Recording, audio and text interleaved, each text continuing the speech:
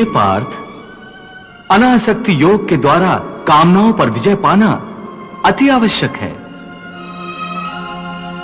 क्योंकि कामनाओं की पूर्ति होकर भी कभी नहीं होती। मनुष्य बूढ़ा हो जाता है, परंतु आसक्ति जनित कामनाएं कभी बूढ़ी नहीं होती, कभी बूढ़ी नहीं होती। अर्थ, एक कामना अनेक कामनाओं को जन्म देती है। हर कामना के साथ मनुष्य की तृष्णा भी बढ़ जाती है और तृष्णा के साथ असंतोष भी बढ़ता जाता है। फिर ऐसे असंतुष्ट मनुष्य को, जो कामनाओं से ग्रस्त है, उसे उचित अनुचित का विवेक नहीं रहता। पार्थ, इसलिए मैं तुमसे कहता हूं कि तुम अपनी कामनाओं का त्याग करके स्थित प्रज्ञ बनो। स्थित प्रज्ञ जो कर्मयोग की चरम अवस्था है। वाह प्रभु, वाह, क्या सुंदर बात कही आपने। वाह। हे मधुसूदन, तुम तो कहते हो कामनाओं का त्याग करके स्थित प्रज्ञ बन जाओ, परंतु स्थिर प्रज्ञ बनने के लिए सबसे आवश्यक क्या है? स्थिर बुद्धि। स्थिर बुद्धि? परंतु मनुष्य अपनी बुद्धि को स्थिर कैसे रख सकता है? आशा और निराशा दोनों से मुक्त होकर ही बुद्धि को स्थिर किया जा सकता है।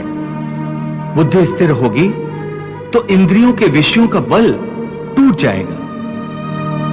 यदि कोई किसी इंद्रिय को ही काटकर फेंक दे तो क्या उस इंद्रिय का विषय नष्ट हो जाएगा?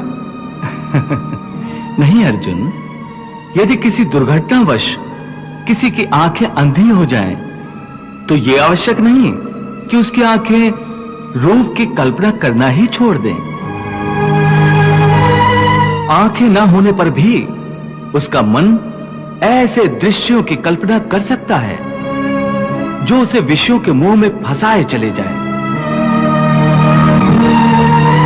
पार्थ, एक अंधा मनुष्य भगवान के स्वरूप की भी कल्पना कर सकता है और एक नारी के शरीर की भी कल्पना कर सकता है। सो किसी इंद्रिय के होने ना होने से मन की वासना और आसक्ति में फर्क नहीं पड़ता।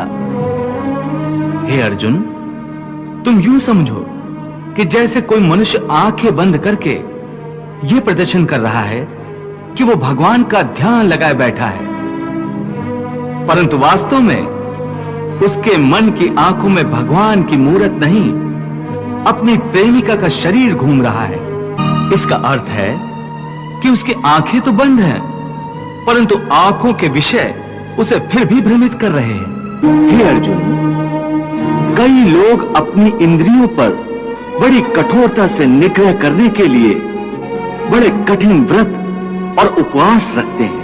कई कई दिनों तक खाना पीना छोड़ देते हैं।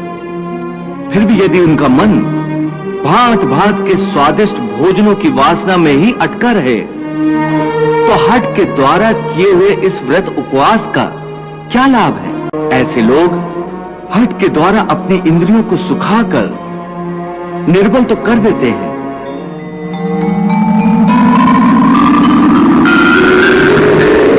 परंतु इससे विषयों की आसक्ति का त्याग नहीं हो सकता। याद रखो, विषयों से अधिक खतरनाक है विषयों की आसक्ति, और विषयों की आसक्ति का त्याग केवल इंद्रियों के निग्रह से नहीं हो सकता। आसक्ति का त्याग केवल मन के निग्रह से होता है।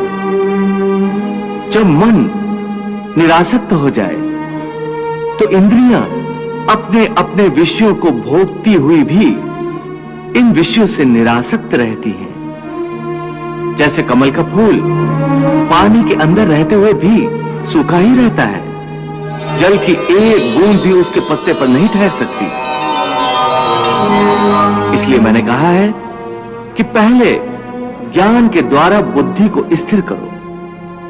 बुद्धि मन को स्थिरता देगी, फिर मन इंद्रियों को इस प्रकार विषयों से खींच लेगा जिस प्रकार एक कछुआ खतरे की जरा सी आहट पाते ही अपने अंगों को अपने भीतर ही समेट लेता है।